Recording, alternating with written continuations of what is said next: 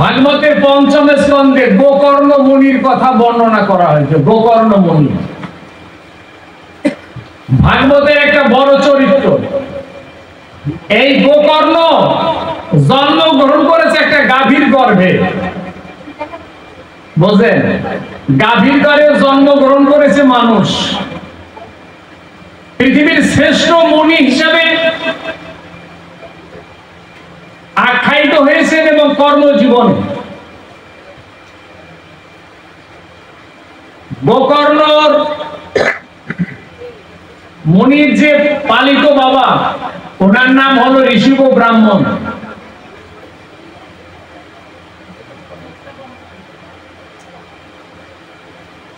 আর দুরন হলো ওনার স্ত্রীর নাম। রাইসিন ব্রাহ্মণ, সম্ভ্রান্ত বিদ্বান পণ্ডিত, ঋষিব ব্রাহ্মণ পণ্ডিত। কিন্তু পরিতাপের বিষয় কি জানেন? ওনাদের দাম্পত্য জীবনের বয়স 18 থেকে 20 বছর, কিন্তু কোনো সন্তানাদি নাই ওনাদের। আর তখন সমাজ ছিল কুসংস্কার সমাজ। যাদের সন্তানাদি হয় না তাদের মুখ দর্শন করে কোন দিক গেলে তাতে কল্যাণ বয়ে আনে না। বিমল রাধে রাধে বলছেন। তখন সমাজ কত কুসংস্কার ছিল। অপুত্রকে মুখ দর্শন করে কোনো কাজে গেলে সে কাজ নিষ্ফল হতো। এখন এই ঋষি ব্রাহ্মণ হলো বিদ্বান পণ্ডিত এবং সম্ভ্রান্ত ব্যক্তি, ধনাঢ্য। ওনার সামনে তো আর কেউ কিছু বলে না। হঠাৎ একদিন ঋষি ব্রাহ্মণ বাজারে গেছে কর্মচারী নিয়ে। একটা মাত্র পথ, বাজার তো ওনার বাড়ি। আসার পথে কর্মচারী নিয়ে যখন আসতেছিল, আর ওনাদের গ্রামের কিছু কতিপয় লোক একটা মাঙ্গলিক কাজে যাচ্ছে। রাস্তা তো একটাই, রাস্তা দিয়ে চলতে গেলে ওনার সাথে দেখা হবে। ওনার সাথে দেখা করে এই মাঙ্গলিক কাজে গেলে যদি অমঙ্গল ঘটে, এই জন্য এই ওনার গ্রামের লোকজন ওই ঋষিব ব্রাহ্মণকে দূর থেকে দেখে ওরা যার যে নিচে নেমে গেছেন, ঝোপের আড়ালে, কেউ গাছের আড়ালে, কেউ লুকাইয়া রইছে। ঋষিব ব্রাহ্মণ দেখে কি, গ্রাম থেকে লোক আসলো দল বেঁধে, রাস্তায় একজনও দেখেন। এখন উনি আপন মনে কোনো কথা না বলে উনি যখন চলতেছিল 50 বা 100 পা দূরে গেলেই একটু পরেই দেখি ওই যে ঝোপের আড়ালে, গাছের আড়ালে যে যেখানে লুকাইয়েছিল আবার সব দল বেঁধে উপরে উঠে আবার হাঁটা শুরু করছে তারা। তখন ঋষিব ব্রাহ্মণ মনে মনে ভাবলেন যে আমার মুখ দর্শন করতে করে গেলে ওদের অকল্যাণ হবে তো, তাই ওরা আমার মুখ দর্শন করে নাই। এটা একটা কত বড় হিটের কথা না? কত বড় হিট পাইছেন উনি। উনি মনে মনে ভাবলো কি, মানব জন্ম পেয়েছি অনেক বিবর্তনের পরে, সেই মানব জন্ম পেয়ে যদি মানুষের কল্যাণ আমি না করতে পারি, তার চাইতে আমার মরাই ভালো। হরে কৃষ্ণ। আমি আমার এই দেহে প্রাণ রাখবো না। উনি বাড়িতে গিয়ে কলসি নিয়ে, গামছা নিয়ে, বাড়ির পাশে একটা ঝোপ আছে এবং পুকুর আছে, ওই পুকুরে সলিল সমাধি করবেন উনি। সন্ধ্যার পর ওই পুকুরে ঝাঁপ দিয়ে প্রাণ ত্যাগ করবেন, এই প্রোগ্রাম করে বাড়ি থেকে হাঁটা দিচ্ছেন। উনি হাঁটা দিলে ওই পুকুর পাড়ে গিয়ে অবস্থান করতেছে পশ্চিম পাড়ে।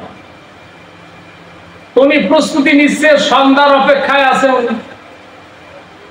কিন্তু পুকুরের পূর্ব পারে একজন যোগী ধ্যানস্থ হয়ে বসে আছে। এখন এই ঋষি ব্রাহ্মণ তো জানে যে অকাল মৃত্যু যদি হয়, যদি কেউ আত্মহত্যা করলে তাকে অনন্তকাল রৌরব নামে একটা নরকুণ্ডে থাকতে হয় অনন্তকাল। অন্য কোন ছোট ছোট কোন নরকে না, রৌরব নামে একটা নরকুণ্ড। এই রৌরব নামে নরকুণ্ডে থাকতে হবে অনন্তকাল। এটা ঋষিব ব্রাহ্মণ জানেন। উনি মনে মনে ভাবে যে আমিও যদি এখন এই প্রাণ ত্যাগ করি, শরীর সমাধি আমার হয়, আমারও তো অনন্তকাল রৌরত্ন নরকুণ্ডে থাকতে হবে, তাহলে যাবার আগে একটা কাজ করে যায়। ওই ওপারে যে যোগী আছে, যোগী যাবার আগে ওই বৈষ্ণবের একটু চরণ ধুলি নিয়ে যাবো, হরিবল হরিবল হরিশ, যাতে কিছুটা পাপ অন্তকে লাঘব হয়। হরে কৃষ্ণ, জয় রাধে, জয় নিতাই, জয় গৌর। একটু পাপ লাঘব করার নিমিত্তে উনি গিয়ে ওই ঋষিক ব্রাহ্মণ যোগীকে দূর থেকে প্রণাম করেছে। যোগী তো চোখ মুদ্রিত করা, প্রণাম করার সাথে সাথে বলছে, ঋষিব, যদি মারা গেলে যদি সমস্ত কাজ সিদ্ধি হয়, তোর তো ছেলে নেই, এই জন্য তুই মারা গেলে তোর বাড়িতে কি ছেলে গিয়ে রাত্রে উঠবে? তোর সাথে আমিও মারা যাবো, আমি ভগবানকে পাই নাই, এখন মারা গেলে যদি ভগবান পাওয়া যায় আমিও মরবো। হরিবল। বলছে যে আমিও মারা যাব যদি ভগবানকে, মারা গেলে যদি অকালে মারা গেলে যদি কার্য সিদ্ধি হয়, তুই ছেলের আশায় মরবি, আমি মরবো ভগবানকে পাই নাই সেই আশায়। হরে কৃষ্ণ, রাধে রাধে। চুম্বকের মতন যখন কথা বলছে তখন ঋষিক ব্রাহ্মণের মন কেড়ে নিছে যে না, উনি তো সাধারণ না, আমার অন্তরের খবর যে জানে সে তো সাধারণ যোগী না, উনি তো অনেক বিজ্ঞ। এখন উনি আস্তে আস্তে গিয়ে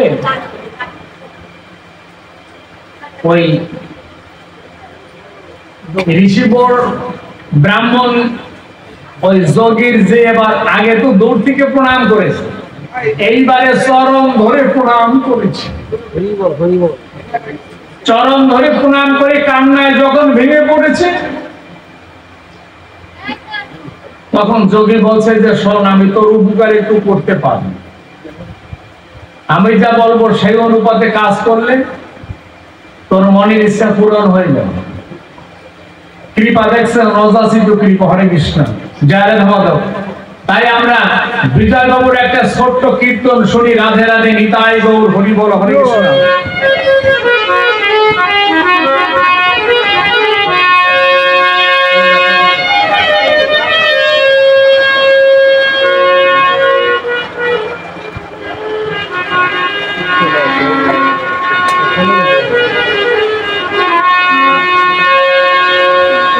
মুখে কৃষ্ণ কৃষ্ণ বলি, আমি অঙ্গে বাঁচি ভক্তে।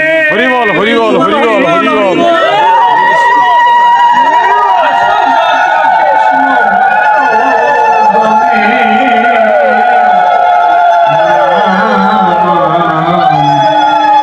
দয়া করো কৃষ্ণ ভক্তগণ, আমায় তোমরা দয়া করো কৃষ্ণ ভক্তগণ। মুখে কৃষ্ণ কৃষ্ণ বলি, অঙ্গে বাঁচি ভক্তের ধুলি। মুখে কৃষ্ণ কৃষ্ণ বলি, অঙ্গে মাখি তোর ধুলি। কৃপা করো যত ভক্ত গণে, দয়া করো কৃষ্ণ ভক্ত। দয়া করো কৃষ্ণ ভক্তগণ। কৃষ্ণ ভক্তের গুণের কথা যায় না বলা, চিত্ত শুদ্ধি কৃষ্ণ ভক্তের অন্তর খোলা। ভক্তের পরজ বড়ই সরস, হরিবল হরিবল। যদি লাগে গায়ে,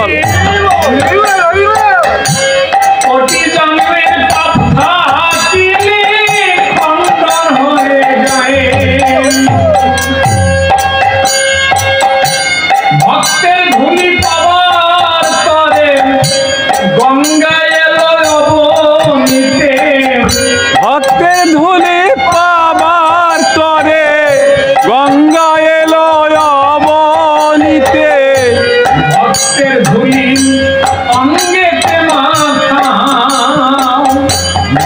রে দয়া করো কৃষ্ণ ভক্তগণ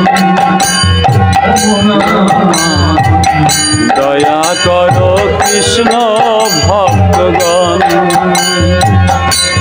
এমন সাধের মানব জন্ম হরিবল হরিবল আমি পাই কি না পাই হরিবল যেখানে হয় ভক্ত সঙ্গ সেটাই জানো যাই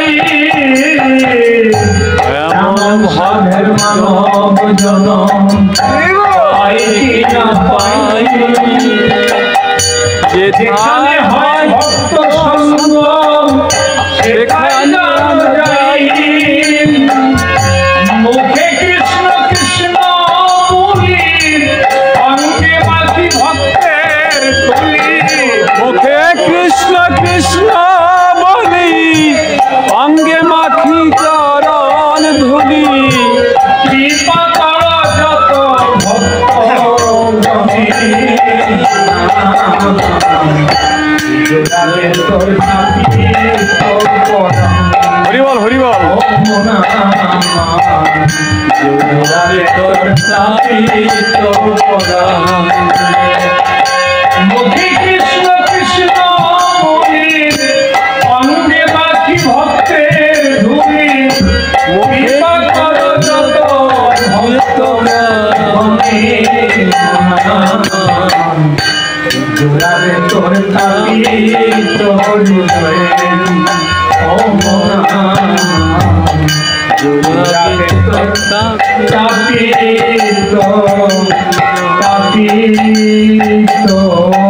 হৃদয়ে হরিবল হরিবল রাধে রাধে রাধে রাধে নিতাই গৌর হরি হরিবল হরিবল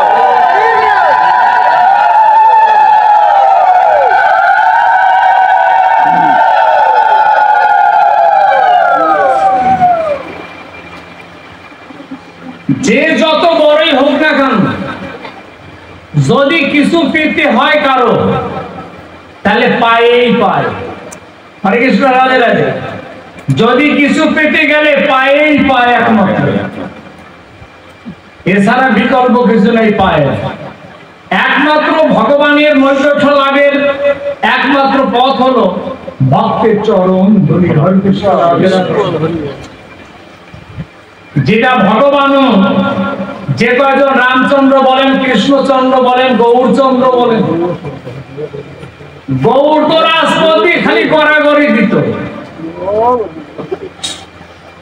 মহাপ্রভু রাজপথ দিয়ে রেগুলার সকালে গড়াগড়ি দিত কেননা হাজার হাজার পড়ুয়া পণ্ডিতরা গঙ্গা স্নান করতে যেতেন সকালবেলা মহাপ্রভুর বাড়ির উপর পাশ দিয়ে যে রাস্তাটা ছিল রাজপথ সেই পথে ওই পথ দিয়ে হাজার হাজার পড়ুয়া পণ্ডিতরা স্নান করতে যেতেন আর মহাপ্রভুর শেষ যাত্রী ছিলেন উনি যেতেন সবার শেষে আর উনি পথে গড়াগড়ি দিয়ে যেতেন সাধুগুরু বৈষ্ণবের হরিবল হরিবল হরিবল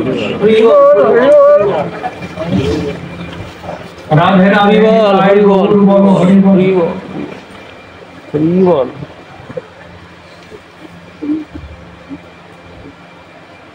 ঋষিব ব্রাহ্মণ যখন এ তো ঋষিব ব্রাহ্মণের কথা শুনলেন কিন্তু ওই যে মাতাজি দুরন সে কিন্তু ছিল খুব ব্যতিক্রম সে যেমনি ছিল সুন্দরী তেমনি রূপ চর্চা করতেন খালি হরিবল হরিবল সারাদিন করতেন রূপ চর্চা খালি ওই মা দুরন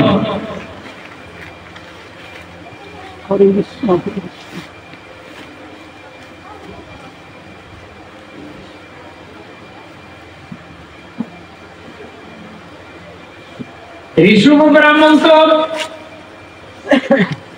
যোগী বললেন যে এই বনের ভিতরে তুমি হাঁটো দেখো কোনো ফল ফল পাও নাকি ফল পেলে আমার কাছে নিয়ে আসবো তো ছোট একটু বন তো উনি সন্ধ্যা গোধূলি লগ্ন বইছেন উনি গিয়ে দেখেন যে একটা পেয়ারা ফল উনি বনের ভিতরে পাইছে একটা পেয়ারা পেয়ারাটা করে যাই না ঋষিক ব্রাহ্মণজি যোগীর হাতে তুলে দিচ্ছে।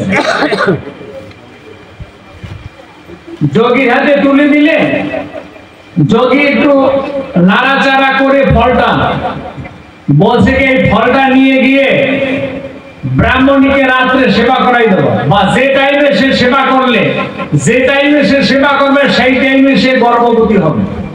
যাও, যোগী বলছে। তাহলে দেখছেন মৃত্যু পথযাত্রী ঋষিক ব্রাহ্মণ মৃত্যুকে বাজি রাখার পরে ফল পাইছেন আপনি। একে ওই মা জানে বাড়িতে বসে, উনি তো রূপচর্চা করে, উনি কি আর জানে যে এত কত কষ্টার্জিত ফলটি কিভাবে পাওয়া গেল, এটা কি ওই মা জানে? রাতের আধারে গিয়ে বলছে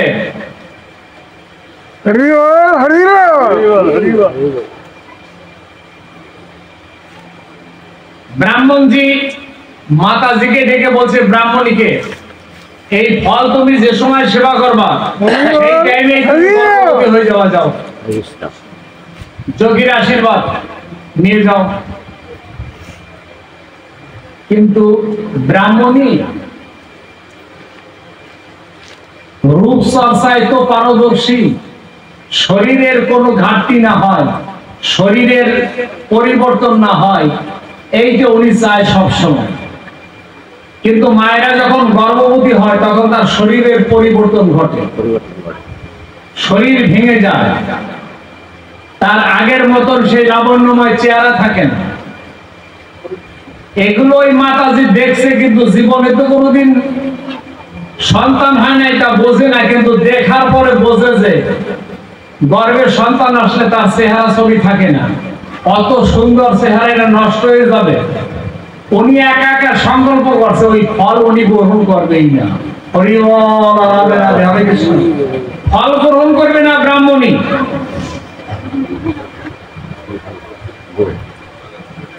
কিন্তু এখন যে ফল নিয়েছে সে ফল তো অব্যর্থ।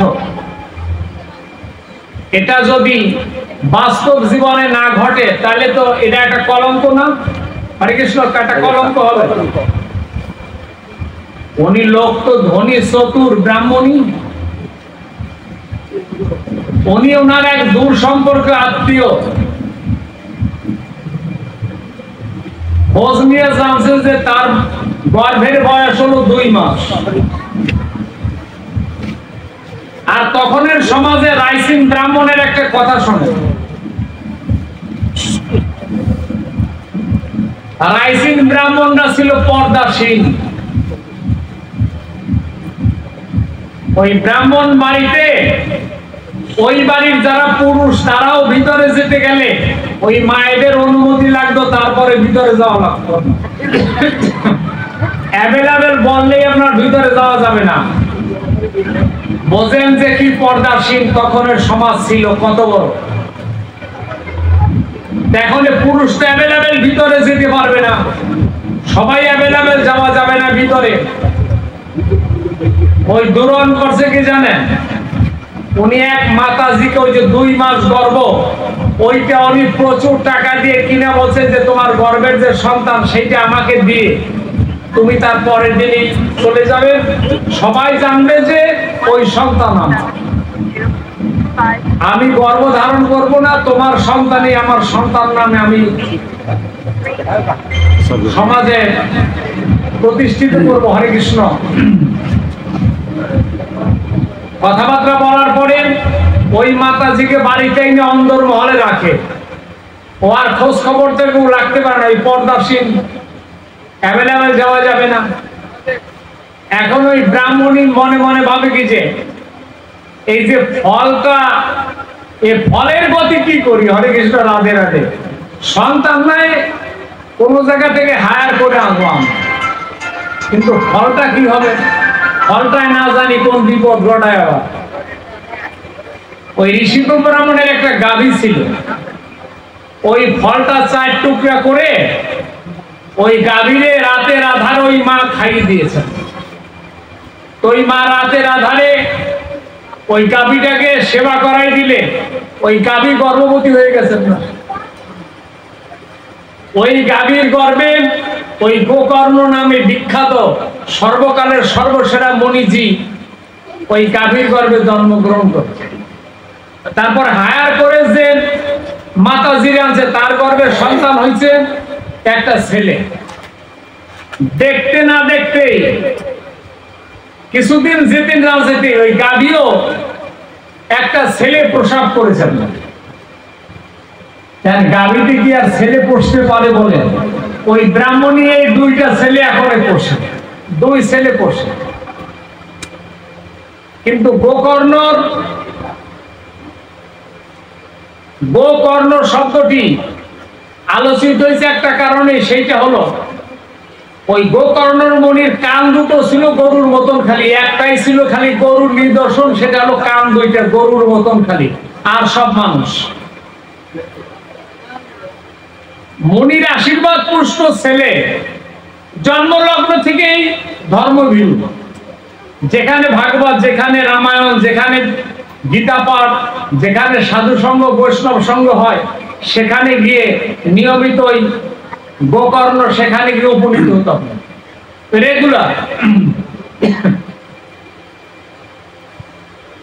আলোচনা হতে হতে যখন 10 বছরে পা রাখছে, দুজনেরই বয়স তো 10 বছর, ওই পালিত ছেলে আর গাভীর গর্ভের ছেলে দুজনেরই বয়স 10 বছর। একদিন এক পাঠক বলতেছিল, যার কেহ নাই তার আমার গোবিন্দ আছে, যার কেহ নাই তার আমার রাধা মাধব আছে। তখন গোকর্ণ ছোট, মনে মনে ভাবে আমারও তো মা বাবা কেউ নেই, আমি তো পালিত ঋষিব ব্রাহ্মণ, ব্রাহ্মণই তো আমার পালিত মা বাবা। যখন আমার কেউ নাই তাহলে আমি এখানে পড়ে থেকে লাভ কি? তার চাইতে সকাল সকাল বেরিয়ে পড়ি, দেখি শেষের দিনে গোবিন্দের চরণ খারাপ। ঋষিব ব্রাহ্মণ ব্রাহ্মণের কাছ থেকে বিদায় নিয়ে গোকর্ণ বেরিয়ে গেলেন।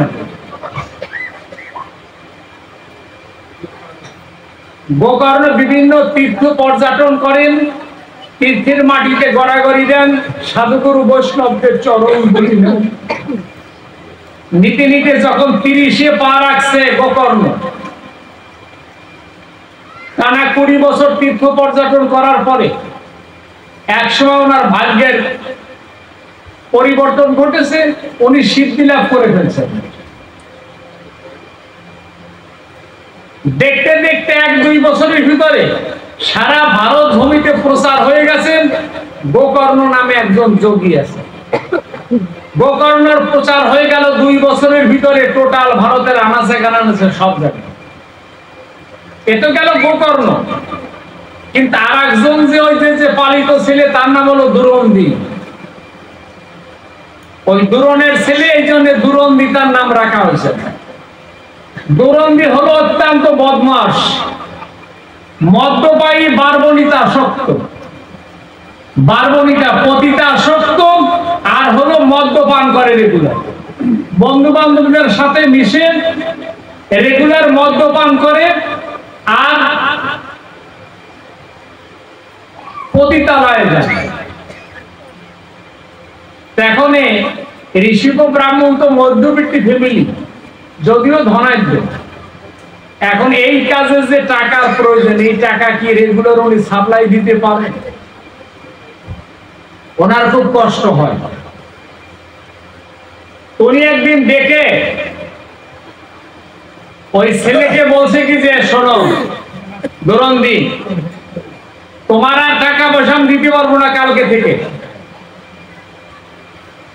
তুমি যেভাবে পারো সেইভাবে চলো। কি উশৃঙ্খল ছেলেকে কঠিন ভাষায় ঋষিব ব্রাহ্মণ সতর্ক করে দিয়েছে যে আগামী দিন থেকে আর তোমার টাকা সাপ্লাই দিতে পারবো না, যাও। হরে কৃষ্ণ।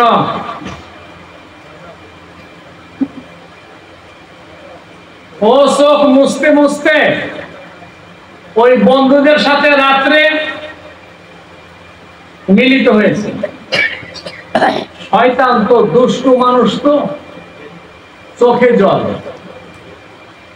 বন্ধু বান্ধবদের কাছে গিয়ে চোখের জলে বুক ভেসে যাচ্ছে আপনার, কেননা এখানে আর আসা যাবে না, কেননা টাকা পয়সা না থাকলে তো জায়গায় যাওয়া যাবে না। যার জন্য কাঁদে।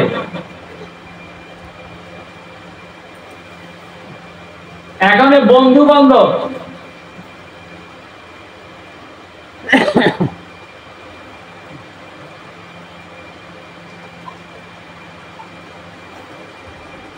ওই যারা দুষ্টু বদমাস ওদেরও সাব ব্রেন থাকে অনেক সময়। হরে কৃষ্ণ রাধে রাধে।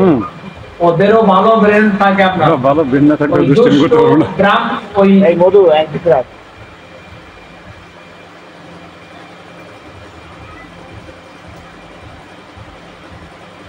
বন্ধু বান্ধবরা ওরে ঘিরে ধরে বলছে যে তুমি দুঃখ করো না। দূরন দিকে বলছে যে তুমি দুঃখ করো না ভাই বন্ধু, তোমার তো এখন বাবার কাছে হাত পাততে হবে, কিন্তু বাবা যদি না থাকলে ওই সম্পত্তির মালিক তো তুমি, তোমার তার কারো কাছে হাত পাতা লাগবে না। নাকি হরে কৃষ্ণ? কি চমৎকার বুদ্ধি দিছে।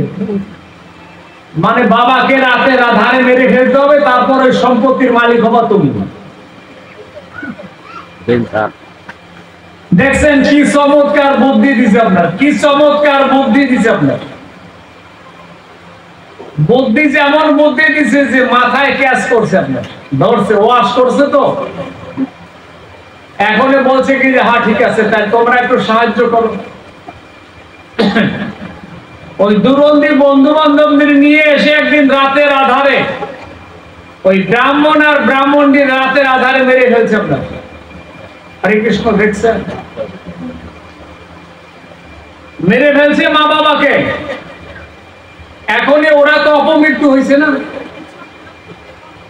অপমৃত্যু হলে ওরা আর মুক্তি লাভ করে নাই। ওরা ওই গ্রামে ভূত প্রেত হয়ে ওই গ্রামেই থাকে। ওই ঋষভ ব্রাহ্মণ অপমৃত্যু হয়েছে তো গ্রামে এইভাবে থাকে। মানুষজন ভয় ভীত দেখে, ওনাদের দেখে দিনের বেলা, রাতের আধারে ওনাদের দেখে। এখন ওই এলাকায় কোনো মানুষ যায় না। দীর্ঘদিন চলতে চলতে এক সময় ওই দুরন্দি অমিত ব্যয়ী হলে যে দশা হয় তাই। ওই মা বাবাদের সম্পত্তি, টাকা পয়সা যা ছিল তাও তার শেষ। এখন ওইখানে যাওয়াই তার পক্ষে খুব অসম্ভব হয়ে পড়ছে। এখন একদিন গিয়ে কান্নায় ভেঙে পড়ে বলছে যে দেখো আমার তো আর এখন আর টাকা পয়সা নাই, আমি তো তোমাদের এখানে আর আসা আমার মুশকিল। বন্ধু বান্ধব দেখে কি জানেন, এতদিন ওর অর্থে আমরা চলছি সবাই, কিন্তু হ্যাঁ ও যে কয়দিন বাঁচবে এই কয়দিন তো ওয়ারে চালাইতে হবে আমাদের। নাকি হরে কৃষ্ণ রাধে রাধে। ওর টাকায় এতদিন চলছি, এখন ওয়ারে চালাইতে হবে ও যে কয়দিন বাঁচবে আমাদের। ওর ভিতরে একজনে বলছে কি ওর মা বাবা যে দেশে গেছে সেই দেশে ওরে পাঠাই দিলে তো আর খরচপাতি লাগে না। নাকি হরে কৃষ্ণ রাধে রাধে। হৃদয়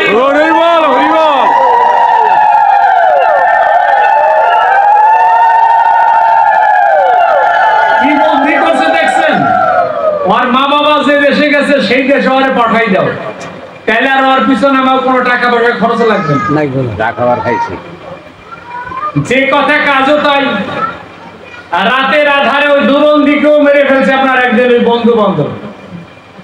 এখন এর সংসারে তিনজনেই তো অপমৃত্যু হয়েছে, তিনজনেই ভূত প্রেত হয়ে বাড়িতে থাকে। কিন্তু ওই ঋষভ ব্রাহ্মণের একজন সহপাঠী ছিল, সতীর্থ, একই স্কুলে পড়াশোনা করত। এখন তো বয়স্ক, ওনার গ্রামের এই লোক শেষ বয়সে একটু তীর্থ পর্যটনে বেরিয়েছে। ওই ঋষভ ব্রাহ্মণের বন্ধু বেরোনোর পরে বিভিন্ন তীর্থ পর্যটন করে কাশীধামে গেছেন। কাশীধামে গেলে সকাল থেকে শুনতেছে কি জানেন, সকাল থেকে শুনতেছে যে আজকে এই কাশীধামে একজন বিখ্যাত মুনি আসবেন, তাকে দেখার জন্য মানুষ অত্যন্ত উদ্বিগ্ন উৎকণ্ঠায় সকাল থেকে অপেক্ষায় আছে কোন সময় উনি আসবেন, তার একটু চরম ধুলি পড়বে। হরি বল হরি বল।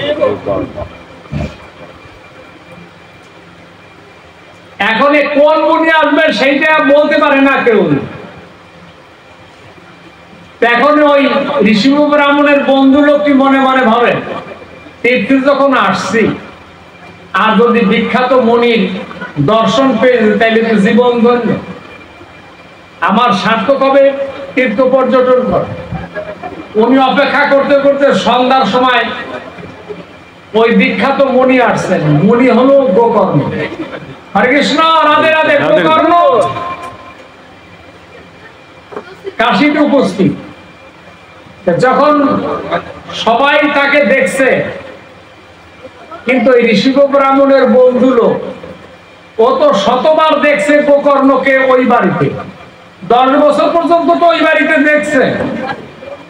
আর কিছু দেখে না চিনুক, কান দুইটা দেখে তো সেন্সে যে তো ঋষি ব্রাহ্মণের সেই পালিত ছেলে গোকর্ণ।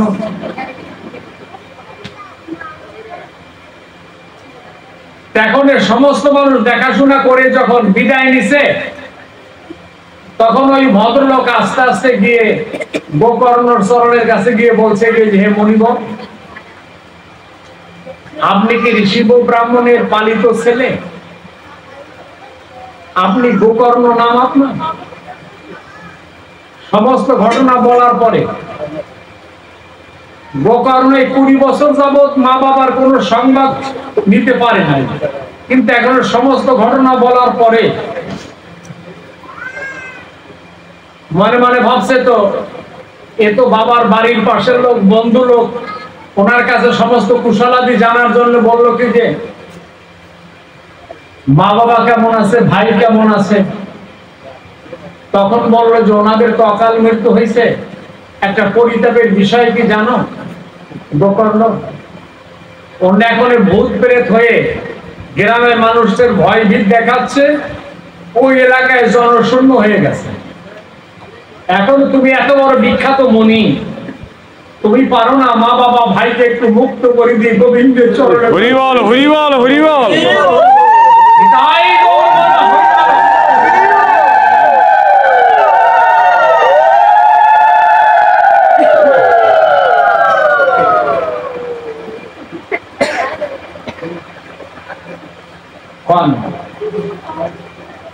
গোকর্ণের কাছে যদি তার মা বাবার এই অকাল মৃত্যু, তাদের ভূত প্রেত হয়ে এই গ্রামে মানুষদের জ্বালাতন করে বেড়ায়, তারাই ভাবে ঘুরে বেড়ায়, তাহলে এটা একটা পরিতাপের বিষয় না? উনি বিখ্যাত মুনি, উনি বলছে কি যে আপনি চলে যান, আমি আমার জীবনের শেষ রক্তবিন্দু দিয়ে হলেও ওনাদের মুক্ত করে আমি গোবিন্দের চরণে পৌঁছাবো। তিনজনকে দেখছেন সুযোগ্য পুত্র। জয় রাধা, হরে কৃষ্ণ। গোকর্ণ কাশীধাম থেকে সরাসরি নৈমিষারণ্য। এই সনাতন ধর্মের 3টি জ্ঞানের ভান্ডার ছিল, 3টি জায়গা ছিল জ্ঞানের ভান্ডার। একটা হলো নৈমিষারণ্য, একটা কাশীধাম, তৃতীয় নাম্বার হলো শ্রীধাম মায়াপুর। এই 3 জায়গা ছিল জ্ঞানের ভান্ডার। নৈমিষারণ্যে তখন দেখেন যত বিদগ্ধ পণ্ডিতরা, যাজ্ঞিক ব্রাহ্মণদের বসবাস ছিল নৈমিষারণ্যে। তখন উনি সবাইকে তলব করে বলছে কি, আপনারা একটা কাজ করেন, আমার মা বাবা তো এরকম অকালে মারা গেছে, আপনার অকাল মৃত্যু হয়েছে, তারা মুক্ত হয়ে গোবিন্দের চরণে পৌঁছাতে পারে, তার ব্যবস্থাটা আপনারা করে দেন আমাকে। একটা হলো বেদের কাজ আর একটা বেদাতীত কর্ম, দুটো কর্ম থাকে। একটা হলো বেদের কর্ম, এই যে পূজা অর্চনা, শ্রাদ্ধ, মন্ত্রপাঠ, এগুলো বেদের কর্ম। আর এই যে এখন যে আমি ভাগবত পাঠ করি, এটা হলো বেদাতীত কর্ম, বেদ বিধানের ঊর্ধ্বে। মনে করেন যে ডাক্তার বাবু প্রতি বছর যদি মন্ত্র বলতে হয় বাবার উদ্দেশ্যে, তাহলে ওনার তিথি নক্ষত্র দেখে অনুষ্ঠান করবেন না? হরে কৃষ্ণ। ব্রাহ্মণদের কাছে গেলেই বলবে যে এই তিথিতে এই সময় আপনার এই অনুষ্ঠানটা করা প্রয়োজন।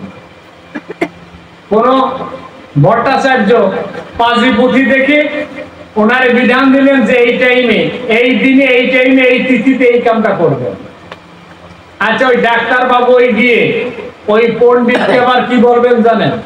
পণ্ডিতকে বলবেন যে আমি তো বাড়িতে ভাগবত পাঠ দিতে চাই, আমি বাড়িতে নাম গান দেব, কোন তিথিতে কোন দিন দিলে হয়? ওই ভট্টাচার্য বলতে বাধ্য হবে যে আপনি এখন যে কর্মসূচি করবেন এখনো দিনক্ষণ কোনো তিথি নেই, পাঁচটি দিন দেবেন সেই দিনই ভালো। হরি বল। কয়েক মাস আগের কথা শোন,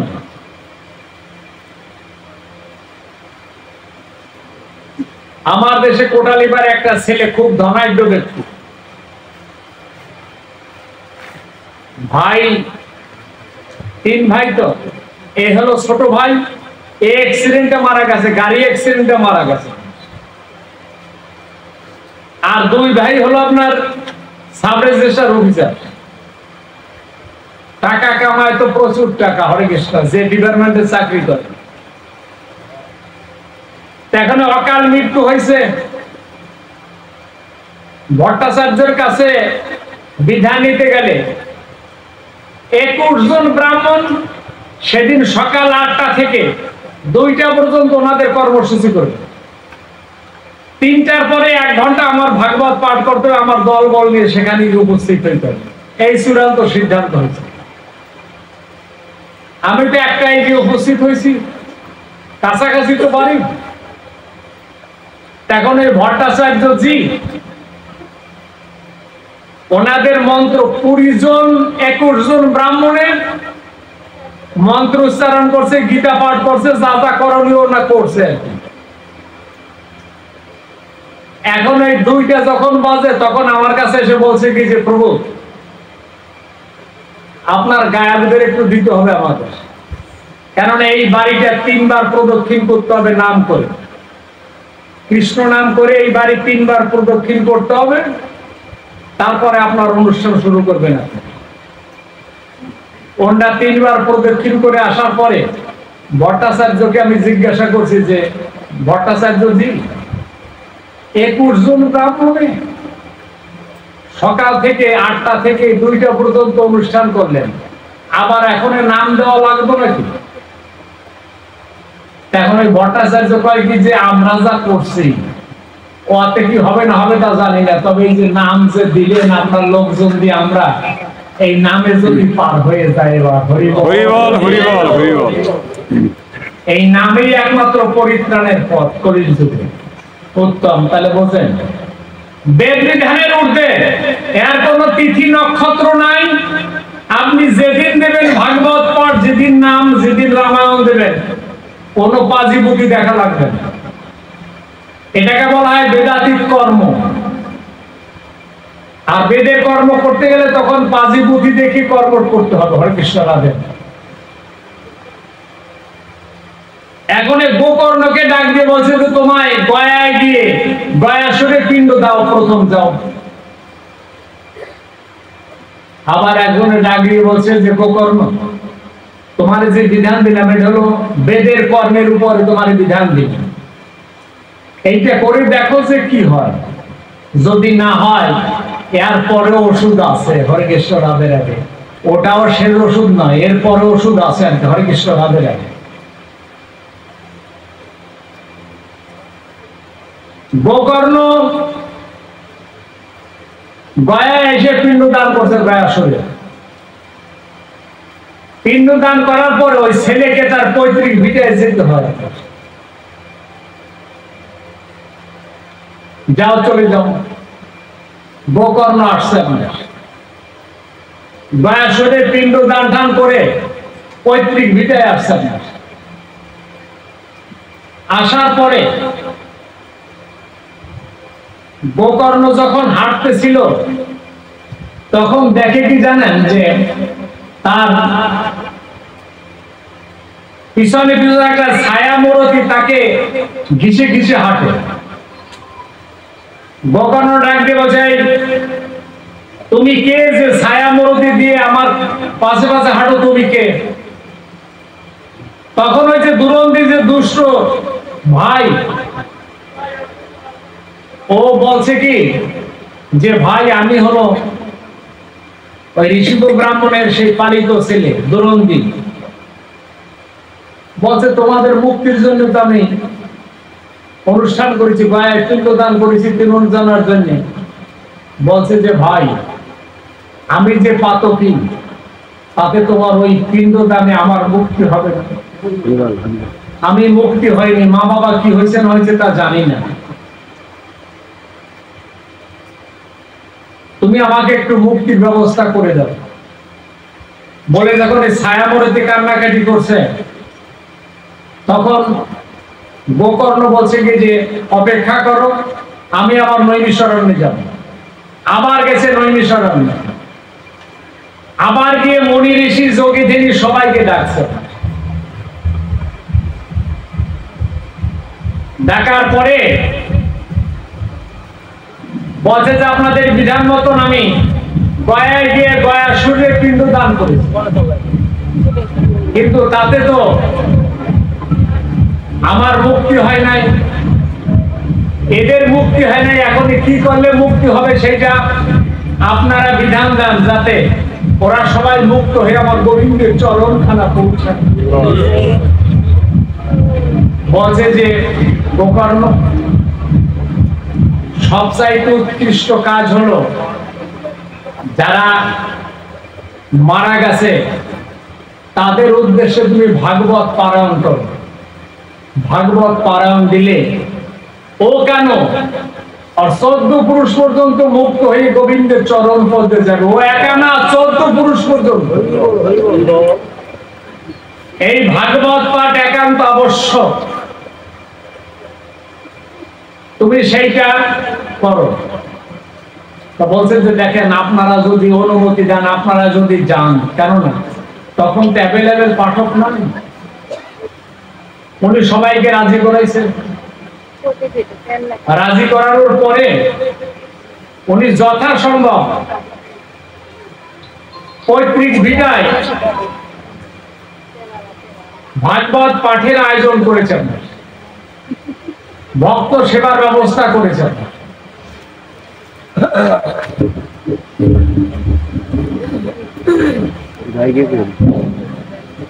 জয় তাই জয় গৌর। উনি ওনাকে বলছে যে তোমার পৈতৃক ভিটায় ভাগবত পাঠের আয়োজন করো, আমরা গিয়ে ভাগবত পাঠ করব, ভক্তদের সেবা দানের ব্যবস্থা করব, আর পিছনে তাকাতে হবে না। কোনটা কেন 14 পুরুষ পর্যন্ত যদি কোথায় কোন অবস্থান করে, সব কিছু ভুলে গিয়ে আমার গোবিন্দের চরণ পদ্মে পৌঁছাবে।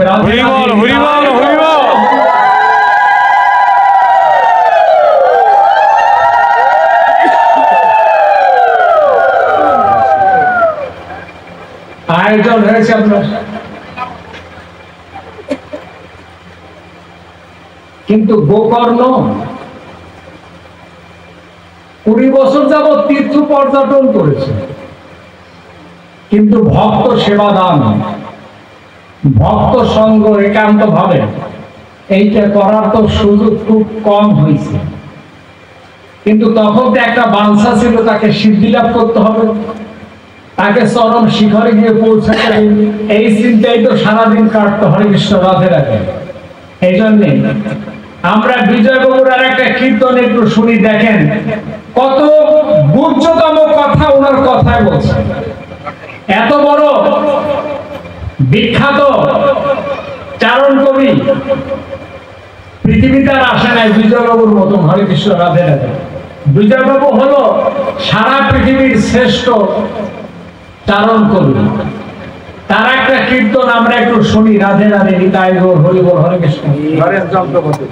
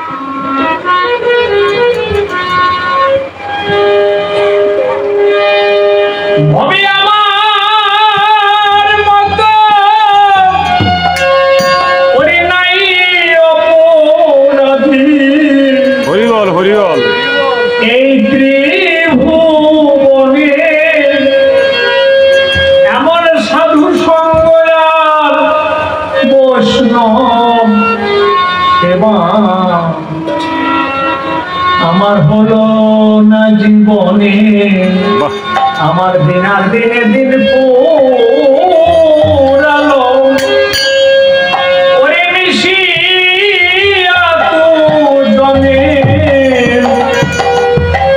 এমন সাধু সঙ্গ বৈষ্ণব সেবা হলো না জীবনে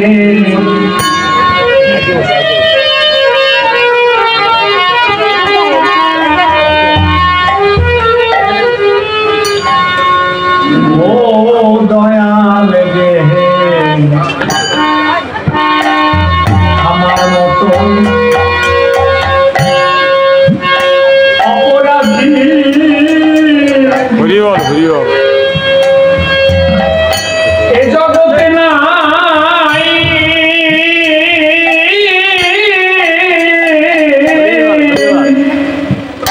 কৃপা করে ভক্তগণে আমার দেবেন চরণে ছাই আমি দীনবন্ধ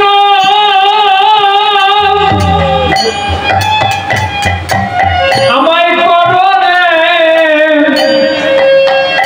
কররে ধন্য রে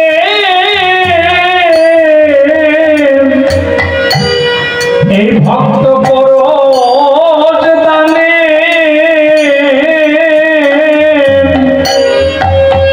সাধু সঙ্গ আর বৈষ্ণব সেবা হলো না জীবনে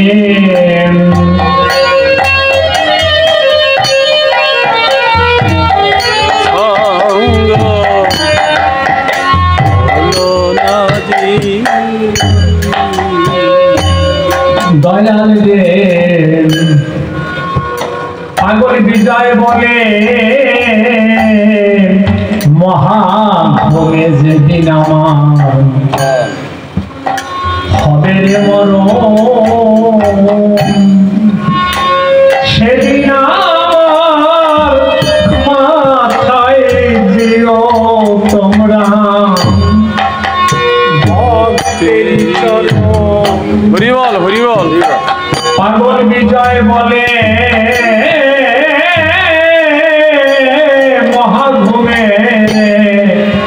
মহাঘুমে যেদিন আমার হবে রে মরণ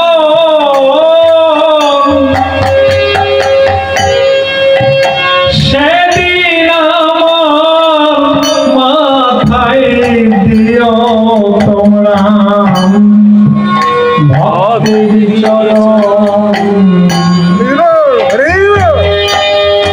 আমি ভক্তের ধুলি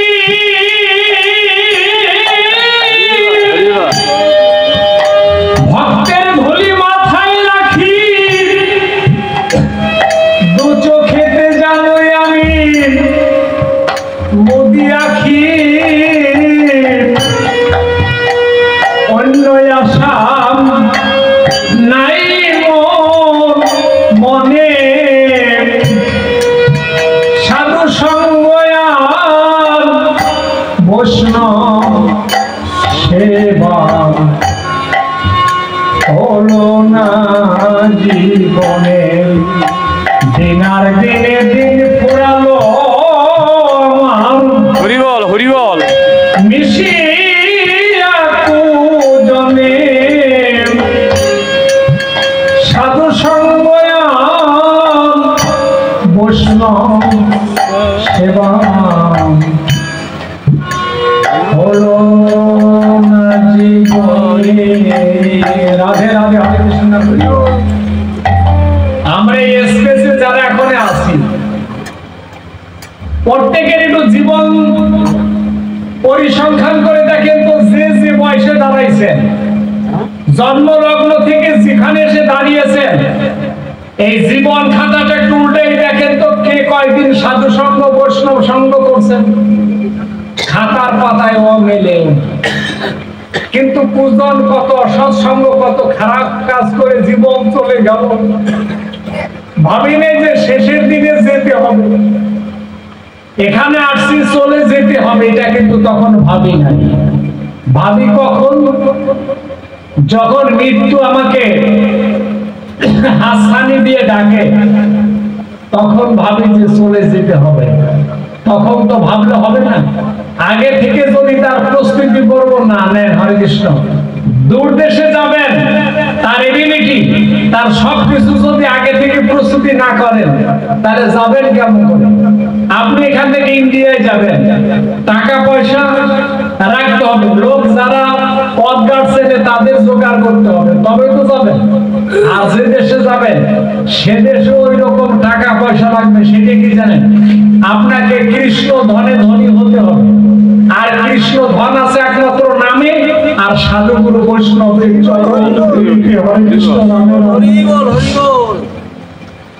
এতে আছে করি, কৃষ্ণ ধন আছে। এইটা জোগাড় করে আমার প্রস্তুতি থাকতে হবে। যেদিন তোমার ডাক আসে সেদিন আর যেন পিছনে না তাকাইয়া অনায়াসে পাড়ি দিয়ে যেন তোমার চরম পদে যাবে যায়। হরে কৃষ্ণ। এটাই হলো প্রত্যেক জীবের প্রস্তুতি রাখতে হবে। কৃষ্ণ ধনে আপনি ধনী হয়ে থাকলে ও ধন কেউ আপনার কাছ থেকে নেবে না। যেদিন ডাক আসবে কারো সাহায্য লাগবে না, অনায়াসে পাড়ি দিয়ে গোবিন্দের চরণে যেতে হবে, এটাই একান্ত কাম। আর শাস্ত্রে কি বলছে জানেন? কাম শাস্ত্রে বলছে পুত্রাকাঙ্ক্ষায় ভার্য। আমরা যে বিবাহ করি পুত্রাকাঙ্ক্ষায়, ছেলে মেয়ের আকাঙ্ক্ষায় আমরা বিবাহ করি। আর তারা কি করবে? পুংস নরকুণ্ড পরিত্রাণের পুত্র ক্রিয়া আছে। পুংস নামে নরকুণ্ড আছে, সেই নরকুণ্ড থেকে পুত্ররা পিণ্ডদান করে আমাদের পৌঁছে দেবে নরকুণ্ড থেকে। এই জন্য সুযোগ্য পুত্র একান্ত আবশ্যক। হরে কৃষ্ণ। রাধে। এই যে শ্রদ্ধ নিতাই বাবু, তিন ভাই আমরা, আর যারা আছে, আমি রাধা মাধবের কাছে এই প্রার্থনা করি, প্রভু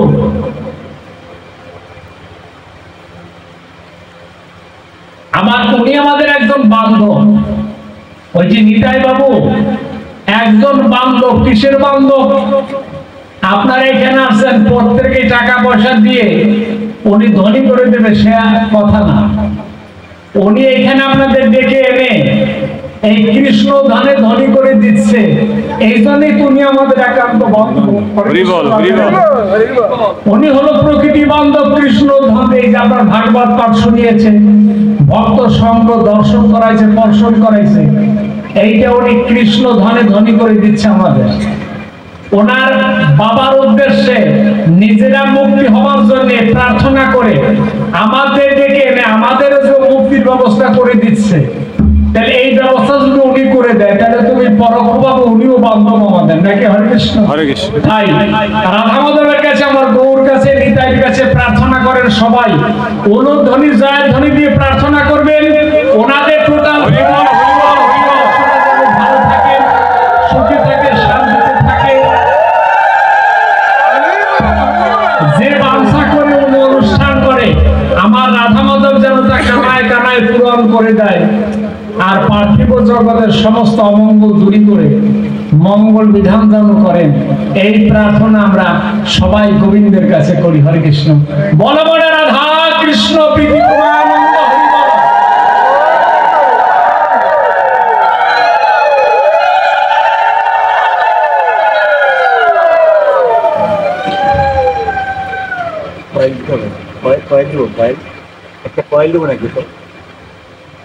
জয় নিতাই, জয় গৌর।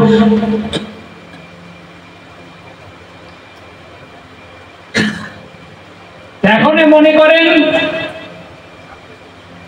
গোকর্ণ সেদিন তার মা বাবা ভাইয়ের জন্য ভাগবত পাঠ দিছিলেন, এটা একান্ত আবশ্যক।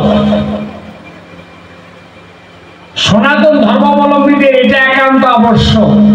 কিন্তু এর সাথে তো আমরা ভালো যোগাযোগ আমাদের ছিল না, তাই আমরা অনেক সময় জানি না, বুঝি নাই, এগুলো করি নাই। আমরা এগুলো করা একান্ত আবশ্যক। তাই আজকের অনুষ্ঠানটি আমার রাধা মাধবের কৃপায়, আমার গৌরীর কৃপায়, নিতাইয়ের কৃপায় যে বাঞ্ছনীয় অনুষ্ঠান হচ্ছে সেটা যেন কানায় কানায় পূর্ণ হয়ে যায়। গোকর্ণ বাড়িতে ভাগবত পাঠ দিলেন, ভক্ত সেবা দিলেন,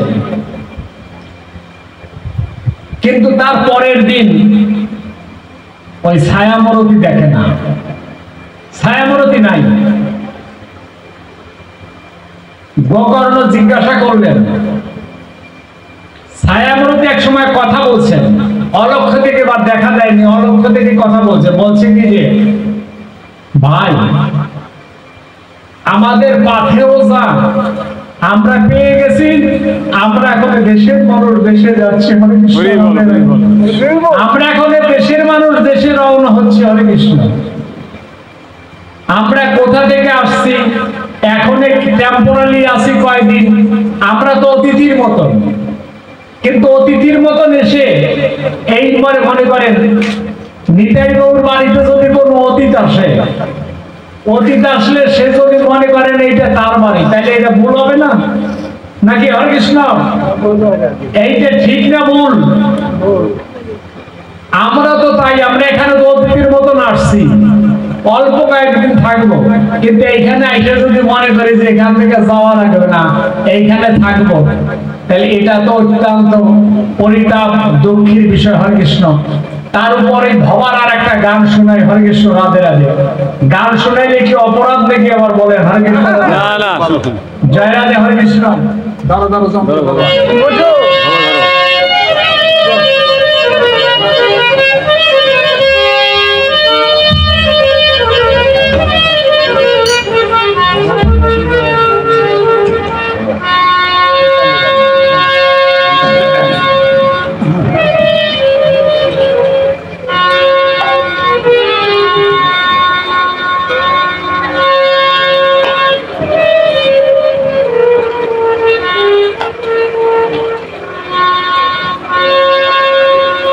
এদেশ তোমার নয় রে বন্ধু, এদেশ তোমার নয়।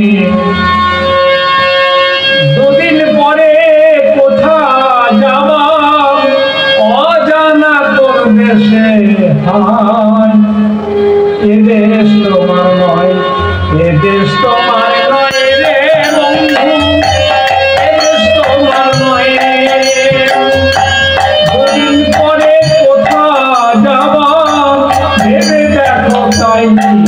আমার সোনা ময়না রে, আমার পোষা ময়না রে।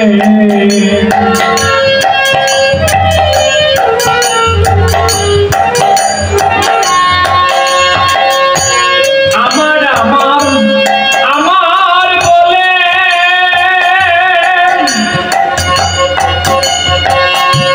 রয়েছে মায়ার সৌরভে, দুদিন পরে যেতে হবে, দুদিন পরে যেতে হবে, এই আশাদের দুনিয়ায়।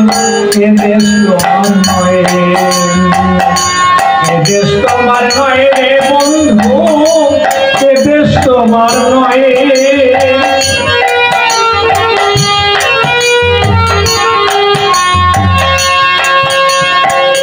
কত রাজা বাদশাহ ছিল, কালের টানে চলে গেল রে।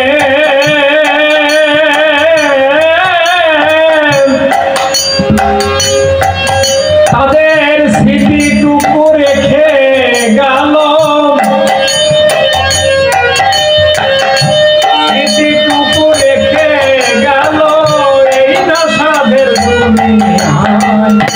দেশ তোমার নয়,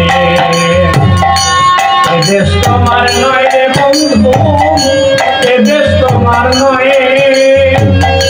দুদিন পরে